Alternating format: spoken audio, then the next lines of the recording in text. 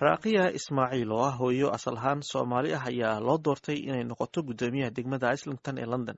raaqiya oo hore usoo noqotay guddoomiye ku-xigeenka degmadaasi sanadkii 2012 ayaa wakhtigan iyadoo ah haweeney muslim ah oo xijaaban soo galooti ah islamarkaana dhalashada britain haysata ayaa loo doortay xilka maayarnimada.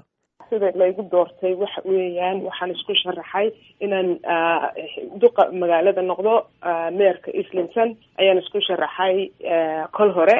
marka waxaan ku najaxay inaan ku helo deputy meer ku-xigeen baan ku helay. markaa kabacdi sanad baan soo waday soo daadahaynayay. markaa dabeetana kabacdi sanadii ku xigtana waxaad doorashadiibad ku guuleysatay aada ku noqonaysay meerka islington. xafladuna maasha allah si alxamdulilah noogu dhacday.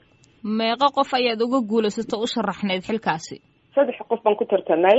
3 qof baan ku tartanay waxaa ahayd haweeney iyo nin. marka alxamdulilah waxa codkaeega aan ku kala kacnay. iyaguna waxay ahaayeen gabadhu waxay heshay 5 cod, aniguna waxaan helay 17, aniguna waxaan helay 22, ninkuna wuxuu helay 17. waa gartay. marka sidaas ayaad adigu ku guulaysatay. marka labada qof ee kaleeto ma wadankay u dhasheen mase waa dad soo galootiya asal ahaan? labada qof oo kaleba Irish bay asalkoodu ahayn, laakiin dee halkan ku dhashay oo ku koray baan malaynaya. waa tahay. adigu maxay kaaga dhigan tahay in lagu doortay magaaladan adiga oo dumar ah, muslim ah, soomaali ah, xijaaban aragti ahaan? runtii waa farxad aada loogu farxo. waana runtii sharaf weyn bay aniga iyo dadweynaha soomaaliyeed ba u tahay.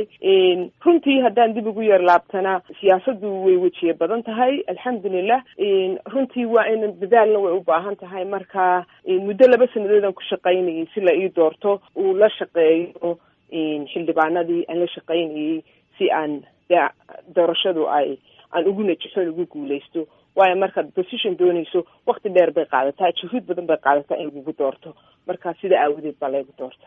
magaaladan marka hadda meeyarka lagugu doortay ma dadka soo galootiga iyo soomaalida yaa u badan mise sidee ayaad fursaddan ku heshay? walaahi horta waxa fursad marka asalkeeda magaalada layga doortay degmada layga doortay islington cid waliba way degtaa. marka ma odhan karo ajaanib percentka horta ajaanibku dooranaysa markaad ingiriiska joogto meel weliba anigu halkan aan ku noolahay islington caddaan bay u badan taha oo dad cad baa dadka doorta. marka waad arkaysaa diversityga siday meeshu tahay. doorasho waliba sibay u dhacdaa. marka waxa weeyaan qofku wuxuu soo qabtay baa lagu tixgeliyaa. 25 sanadood baan islington ka shaqaynaya waagaa lay doortay. marka 25 sanadood dad badan baan la soo shaqeeyey, voluntary sectorkaan la soo shaqeeyey, dadweynahaan la soo shaqeeyey, iskuuladaan la soo shaqeeyey. marka kolleyba qof aniga caanaan ahaa. markii 2012 lay doortayna iyada lafteeda waxa qalabyadeydii laygu doortay 57% of the food baa laygu doortay. markaana waxay ahayd dee shaqaan hore usoo qabtay iyo garasho la garanayay. waayo qof aan la garanayn runtii wuxuu qabto amba wuxuu qaban doono way adag tahay sida runtii uu u gudbi karaa inta badan. marka maxay uga dhigan tahay dhalinyarada soo koraysa ee soomaalida asal ahaan ka soo jeedo inay arkaan bal gabar xijaaban oo muslim oo soomaali ah in xilkaasi ay qabatay ama magaalo loo doortay? maxay uga dhigan tahay iyaga qudhooda? saare horta maasha allah aad baad umahadsan tahay. aniga gabadh baa tiri, anigu hooyo soomaaliyeed baan ahay oo runtii gabadh ba ma ihi ma garatay. marka alxamdulilah dhalinyarada soomaaliyeed way u baahan yihiin. horta waxay u tahay iyaga fursad weyn oo jansa. waayo iyagu waa dad halkan ku dhashay, ku koray, iskuulle ka tegey, jaamacada ka tegey, garanayo systemkii. laakiin marka waxay u baahan yihiin inay indhaha loo furo iyo dariiqada la tuso. marka waxaan u malaynayaa inay kasoo bixi karaan wadankan ingiriiska aan ku nool nahay, ambaba duqa magaaladaba haysta, ambaba ay kasoo bixi karaan prime minister uu kasoo bixi karo. taana waxay ku xidhan tahay inay dhalinyaradeenu aad wadanka u dhex galaan oo ayna iska soo qabanin wax walba ay yidhaahaan they need to be inay involve ahaadaan maxaa la yidhahaa siyaasada wadanka.